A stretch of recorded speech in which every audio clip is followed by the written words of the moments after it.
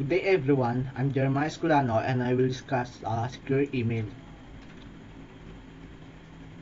What it means of secure email. Secure email is essentially a regular email with a few security enhancements on top. The technology behind the scenes is ultimately the same, which means that you already know how to use a secure email provider. You still send message to name addresses with an at and a domain and still get plenty of spam. Email was invented in 1971 and has changed very little since then.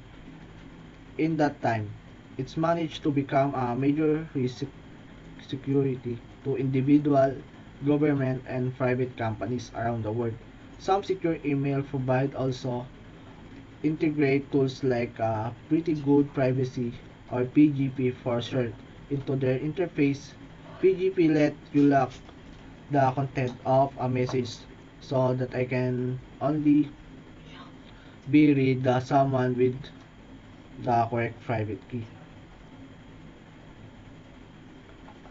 Um, Threats to email.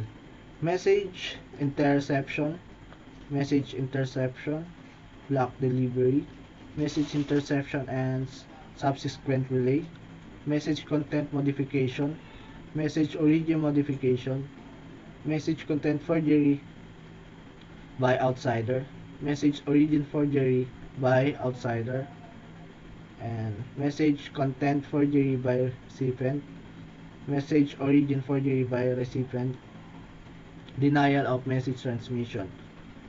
These are the following threats to email of virus detected in a attachment, or the attachment is a no threat.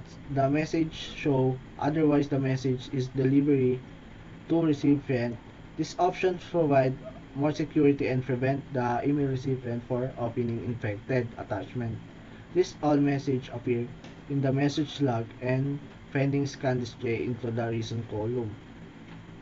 Email threats are becoming increasingly large problem both the companies and individual. As our email addresses and personal information become more widespread, it becomes easier to find this information online, which allow malicious actors to discover routes of attack more easily. Um, Requirements and solution. Following protection must be taken for protect in email. First is message confidentiality, means the message is not exposed to the receiver. The second one is message integrity. Trust the receiver sees it's what was sent. The third one is sent authenticity. Is the receiver is confident who the sender was. And the last is non-repudiation. Means the sender cannot deny having sent the message. Design. One of the design goal and encrypt email was allow security enhanced message to travel as ordinary message through the existing internet email system. This require ensure that the large existing email network would not require change to accommodate security. Thus, all protection occurs within the body of a message. Confin- con- Confidentiality. The encrypt email standard works most easy as the described using both symmetric and asymmetric encryption. The standard also defines the symmetric encryption only.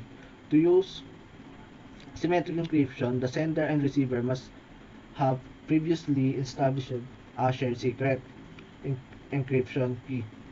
The process type, proc type field, tell what privacy enhancement service have been applied. In the data exchange key field, deck info, the kind of the key exchange, symmetric or asymmetric, is shown. The key exchange or key info will contain the message encryption key encrypted under the share encryption key. The field of identifies the originator sender so that receiver can determine which share symmetric key was used. Encryption of encryption of secure email.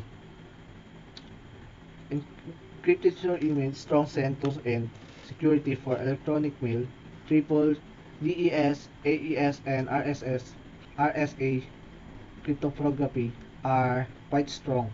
Especially is RSA. It's used with a long bit key, 1024 bits or more. The vulnerabilities remain with encrypted email. Come from the point not covered. Endpoint and an attacker will access the cold server, sender, or receiver machine, modifying the code that does privacy and enhancement or arranging leak of cryptographic key.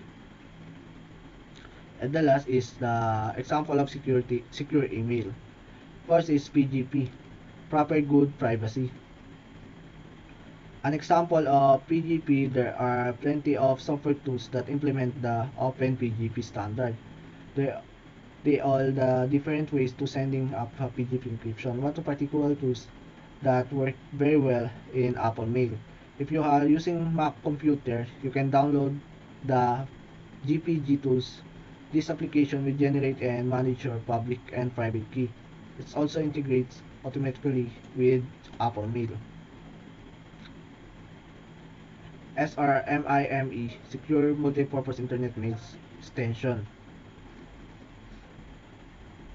is a technology that allows you to encrypt your email. And based on asymmetric cryptography, to protect your email from unwanted access, it also allows you to digitally sign your email to verify you as the legitimate sender of the message, making it an effective weapon against many phishing attacks. An example of this image yourself receiving an email from a low level of co-worker blackmailing you to release confidentiality information. Nat- Naturally, you'll be pretty shocked, but once you check the email again and see that was signed by your actual coworker, you will be instantly relieved and just note it off as a hacker. Pathetic attempt to get inside your account. And that's all. Thank you.